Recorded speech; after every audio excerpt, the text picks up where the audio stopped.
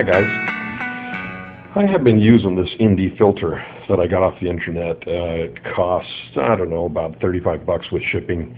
Very nice filter, Indie 8. It's got a glass lens on it, and it's also got a mirror finish. And I really like it. But the only problem with it is it's a little heavy. It's I think it's 5.8 grams, and that's a lot heavier than the standard, the cap that comes with the camera. And I know this is a balanced system, so I'm putting a little extra load on the gimbal, and I have gotten a couple of gimbal errors. Now, some have said that it's a firmware issue. You know, it seems like a lot of people are starting to, not a lot, but a few people have shown up with the same gimbal error or overload warning. And so I can't do anything about the firmware if it's a firmware issue, but I could try and balance these. I looked on the internet and I haven't seen much information on it. So I took up the endeavor, and the first thing that I thought about was putting some weight on the back of the camera.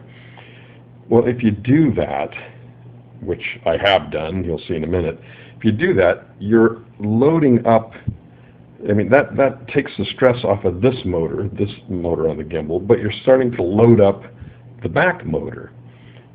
You know, you put weight on this in the back, and it's going to put pressure on the back motor to keep it horizontal.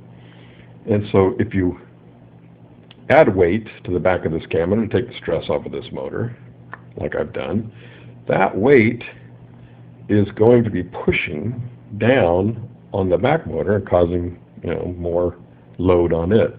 So if you put weight here, you've also got to weight this side. And it's not necessarily the same amount of weight, so you got to screw around with it. What I've done is I've taken old fishing weights, the lead weights, and I pounded them down flat and then put some 3M tape on there, stuck them onto the 3M tape, and then stuck it to the back of the camera. And I just screwed around with it. You can actually, when you pound it out, you can actually cut the lead with some scissors. And I just kept cutting pieces off until I got this to balance, after I had gotten this to a point where I thought it was fairly well balanced.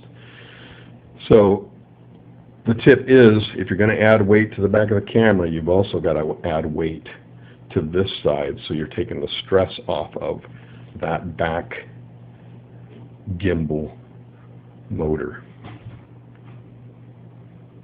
There you go. I've actually ordered the taco filters, and just got a notice that they've shipped. And once they've shipped, I'll pull all that extra weight off of there, because those are, from what I hear, very light filters. So looking forward to that. In the meantime, there you go.